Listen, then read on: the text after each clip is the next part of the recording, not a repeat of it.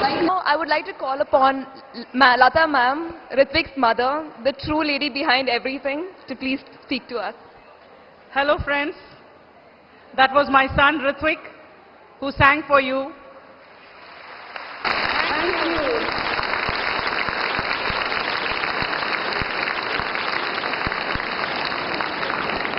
I'm standing before you this evening to speak about my experience of being a mother of two differently abled children. My son Ritvik, working as music teacher at DPS Bangalore North here, feels happy and included in this wonderful school. Many people have told me that I'm strong as a mother and wanted me to speak about that strength, the strength that lies in the heart of a mother. I was the fourth among the five daughters born to a lower middle class family, growing up with a sense of being the ugly duckling. But the duckling soon thought that it was a savior and a facilitator for everyone in the family and grew up to be a Carmelite student at Bangalore. As a savior, I believed in being in the present, believed in myself for my capabilities, not my physical attributes though, drive for action and the desire to help others around me. I felt that the meaning of me is action. Maybe this was a good start for my journey through motherhood. Every mother dreams about her child walking around and playing with other tiny tots in somewhat uncertain environs, connecting with others, putting hands across their shoulders. Then she knows that she has succeeded as a mother. The mother, being the first teacher of the infant, wants to introduce the baby to the world and prepare it to face the world, or to understand all the mysteries of life. But if the curiosity and the daring are missing in her child, or when the child is a loner and does not keep pace with others, demons raise their head. The motherhood is fiercely challenged. She fears that the milestones in her child's journey could be fewer and farther apart, and her journey harder and lonelier. The path ahead suddenly becomes foggy. The road stretches into eternity of uncertainties. It happens in my life too. My eldest son Rajan was born blind. However, the hard work that we put in the initial 10 years made him independent. Now he is married and settled down in life. But I recall at the age of 3.5 when he joined school and he started going to the school, one day he came back and he asked me, "Mama, what is blindness? What does blindness mean?" That put me into a rude shock. I just couldn't find an answer. I didn't want to give any negative reply to him. So I just asked for some time, and then I told him that you're seeing with your 10 fingers and through the eyes of all around you. So you are not blind. Thank you. And maybe this was a starting point or a turning point in his life. And today, even if somebody tells him you are blind, he says, "So what?" After another 3 years or so, one day he was sitting very gloomily and very sadly. I just asked him, because generally he is a very, very positive child. I just asked him what the reason for his unhappiness and gloom. So he started weeping, and then he said, "Mama, if only God could give me eyesight for a second, I would like to see how my mother looks. I would like to look at your face just for a moment." I was totally stumped by this. What answer could a mother's heart conjure up to such a simple question from her child? I had no answer to this. 10 years later, my second son Ritvik was born. Apart from visual impairment, he had other multiple disabilities. the Savior in me was severely tested this time around. I think, as a parent, accepting our children as they are is our foremost duty, especially a special child.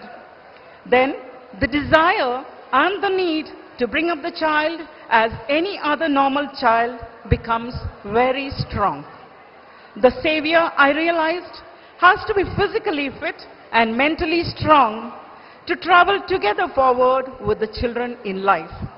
This is what I had adopted early in my life and still continue to do. I knew that my children are not ready to fight the demons in this world, unlike other children of their age.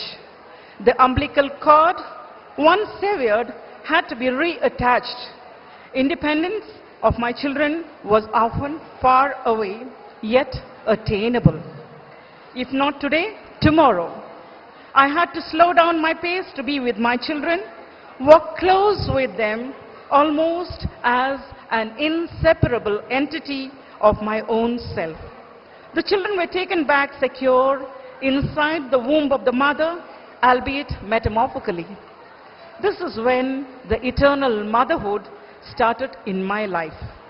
I and my children sensed the world together, made meaning together, and shared those meanings, moved step by step, hand in hand, and side by side.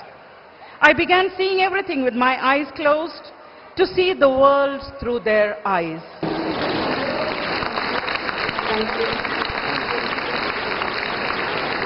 I learnt Braille even before my children could learn it, because I wanted to learn their language so that I should be able to help them in future. I learned first what my children had to learn, both our minds keeping pace with each other, often slowing down to synchronize and flow together so that the journey became one. I had developed required courage, patience, resilience, and abundant unconditional love, which doused the embers of fear in my mind about the future. Questions had no place in my mind, and I sought only to the issues on hand. I only would look at the solutions rather than the problems, and I think this made the path and the travel, the journey easy for me. The bonfire that I had lit within my children's mind was adequate to slay the dragons in their minds. I know that the destination is far and milestones are distant, but it does not matter. The spirit of the woman in the eternal mother is capable of taking you any distance. And here, I would like to make a special mention about my husband, Mr. MP Rajan, who is with you, who has been open-ended and a consistent support in all my endeavors and all the decisions that I took regarding my children's future, their present, and everything. And today, incidentally, I was just seeing the skit that was happening here. So it just took me down my memory lane. And I was just seeking admission for Roshan to a normal school.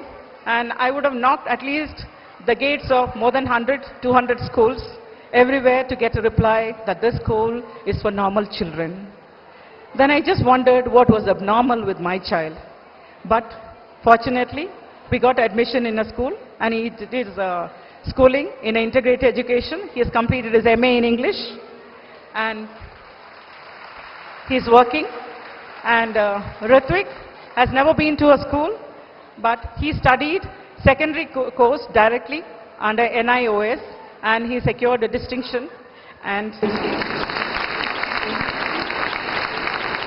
I wish to thank the principal of DPS North, Mrs. Manju, and the management of the school, who looked at only the abilities and talents of my son Ritvik and not his disabilities, to entrust him with the task of teaching music at this prestigious school. Thank you for being with us. Good night.